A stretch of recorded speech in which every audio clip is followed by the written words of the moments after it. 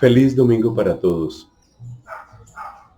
La primera lectura de este domingo nos invita a hacer una pregunta interesantísima.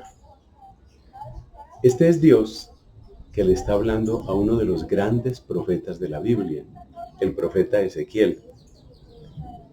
Y Dios le anuncia o le recuerda que el pueblo al que le va a hablar es un pueblo mal dispuesto, es un pueblo rebelde, es un pueblo que no va a escuchar. Pero lo más interesante es que Dios, a pesar de advertirle que el pueblo no lo va a oír, le dice, ve y háblales. ¿Me explico por dónde va esta pregunta? ¿Qué sentido tiene hablar cuando no nos van a escuchar? ¿Qué sentido tiene predicar si no hay oídos para recibir el mensaje? Esa es la pregunta que tenemos. Y pienso que es una pregunta muy oportuna, porque el tiempo en el que estamos se caracteriza, entre otras cosas, por una terrible sordera. Nuestro mundo es terriblemente sordo. Es que no es solamente sordo a la voz de la iglesia, es sordo a la voz de la razón. Piense usted, por ejemplo, lo que sucede con temas como el aborto. Se suele presentar como gran argumento a favor del aborto aquello de que mi cuerpo es mío y yo hago con lo que quiera con mi cuerpo. Eso se suele decir, mi cuerpo es mío. Pero mira esta paradoja. Resulta que ese ser humano tan pequeñito que va creciendo en el vientre de la mujer no es ella, es un ser distinto. Esto se ha repetido miles de veces en todas partes. Es un ser distinto, tiene un código genético distinto. De hecho, el cuerpo de la mujer embarazada lucha contra ese organismo que al principio es como un organismo extraño. Y por eso gran cantidad de mujeres embarazadas pues tienen la experiencia de malestares y náuseas y circunstancias que acompañan especialmente el principio de los meses de embarazo. No se necesita ser un genio en biología, fisiología o medicina para entender esto.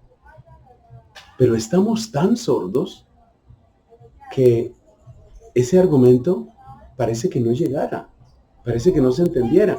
Hay una frase de Chesterton, Gilbert Chesterton, gran pensador católico inglés, que creo que viene muy a punto en esto, porque dice Chesterton, llegará el día, y yo a veces creo que ya llegó, en que tendremos que sacar espadas para defender que el pasto es verde. Por eso, esta lectura, que es la primera lectura de este domingo, esta lectura de Ezequiel, a mí me impacta muchísimo, porque Ezequiel fue enviado a un pueblo al que Dios lo califica de rebelde y de sordo, pero Dios le sigue diciendo, ve a ese pueblo. Y esto es muy extraño. Es muy extraño, pero tiene una profunda enseñanza, que la podemos sintetizar en 2 o 3 puntos. El primer punto es que por el hecho de que nos rechacen, no nos vamos a callar. Y esto debe quedar claro. Nos rechazan o se burlan de nosotros, nos marginan, nos calumnian, y nosotros no nos vamos a callar. No estamos diciendo que nosotros, creyentes o católicos, somos perfectos. Claro que no. Todos sabemos que hay pecados horrorosos, vergonzosos en la Iglesia Católica. Pero no nos vamos a callar por eso. Y este es el primer mensaje. Porque da la impresión de que a veces entramos como en un cansancio y entonces empezamos a sentir que si no me van a oír, entonces mejor me callo. Y resulta que está muy claro el mensaje que Dios le da a Ezequiel. No te vas a callar, aunque no te escuchen. Y lo segundo que quisiera destacar, un poco para cerrar esta reflexión, es que Dios le dice a Ezequiel, mira, no te van a oír, pero sabrán que hubo un profeta. Sabrán que hubo un profeta. Esa es la parte clave. Sabrán que hubo un profeta. ¿Por qué eso es importante? Porque la vida humana no se desarrolla toda en esta tierra. La vida humana no es únicamente lo que vivimos en estos años. ¿Sabías que tú, y lo mismo yo, tenemos un alma inmortal? Y que tú lo niegues no cambia nada las cosas. No cambia nada las cosas. Como decía el padre Loring, que tú niegues, por ejemplo, que el infierno existe, no le hace nada al infierno. Eso no cambia nada las cosas. Tú tienes un alma inmortal. Tú tendrás que presentar cuentas de tu vida.